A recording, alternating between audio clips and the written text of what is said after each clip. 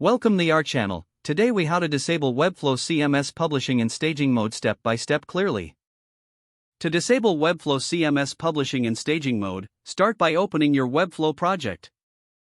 Navigate to the project settings by clicking on the gear icon at the top of the designer. In the project settings, look for the hosting tab in the menu on the left. Scroll down to the environment settings section. Here, you will see options for staging and production settings. Locate the option labeled Disable CMS Publishing and Staging. Toggle this setting to enable it. Once enabled, changes made in the CMS will not be published to your staging site. This allows you to work freely on content without affecting your staging environment. After making your changes, scroll down and click the Save Changes button. Your settings will now be updated, and CMS publishing and staging mode will be disabled.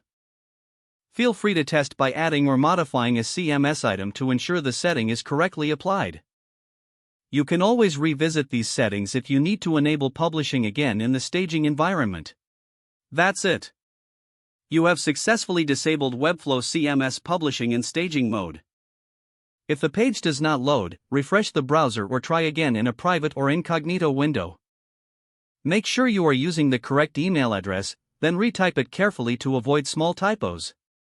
If your password is not accepted, use the reset option and create a new strong password you can remember. Check your spam folder for verification or security emails, then complete any requested confirmation steps. Enable two-factor authentication if available to improve account security and reduce unauthorized access risk. After signing in, review your profile details so your contact information and settings are accurate and current. If you see an error message, note it down and try again after restarting your device and internet connection. Log out when you finish, especially on shared devices, to keep your account and payment information secure. If the page does not load, refresh the browser or try again in a private or incognito window. Make sure you are using the correct email address, then retype it carefully to avoid small typos. If your password is not accepted, use the reset option and create a new strong password you can remember. Check your spam folder for verification or security emails, then complete any requested confirmation steps.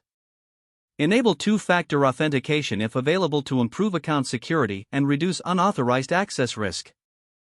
After signing in, review your profile details so your contact information and settings are accurate and current. Don't forget to like this video and subscribe to our channel for more step-by-step tech guides.